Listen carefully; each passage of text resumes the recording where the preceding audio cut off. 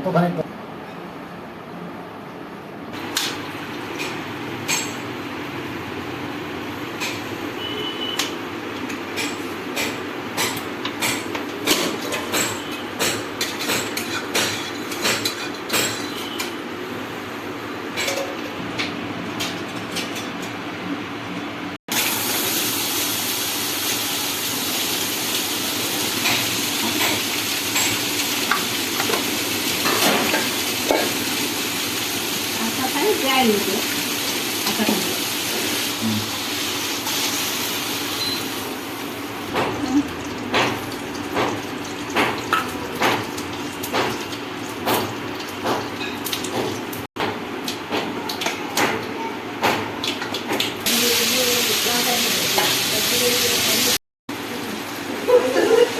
তেঁতুলের জলের এটা প্রথমে গুলিয়ে নিতে হবে, নিয়ে টকটা বানিয়ে নিয়ে এটা ছেড়ে দিতে হবে,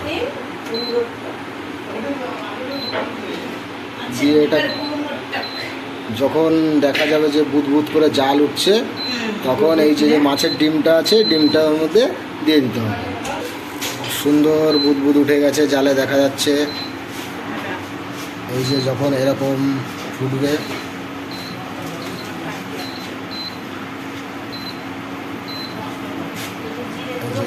এরকম হবে।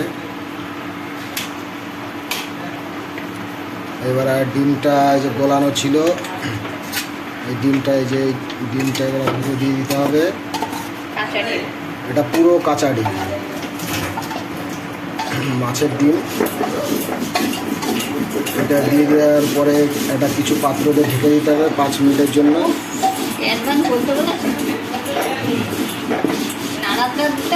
তাই তো, সরি যাই না তো, নাড়া দিতে হবে, আস্তে আস্তে করে নাড়তে হবে এরকম।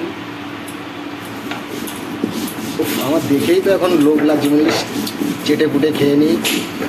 গাইস কেমন হচ্ছে রান্নাটা তোমরা সবাই বলবে। যে এরকম করে একটু নাড়াচাড়া করতে হবে 2-3 মিনিট, তারপর ঢেকে দিতে হবে। মেশিনটা আজকে ডিস্টার্ব করছে, আজকে কি জানি এরকম ডিস্টার্ব করে না, আজকে বারবারই ডিস্টার্ব করছে।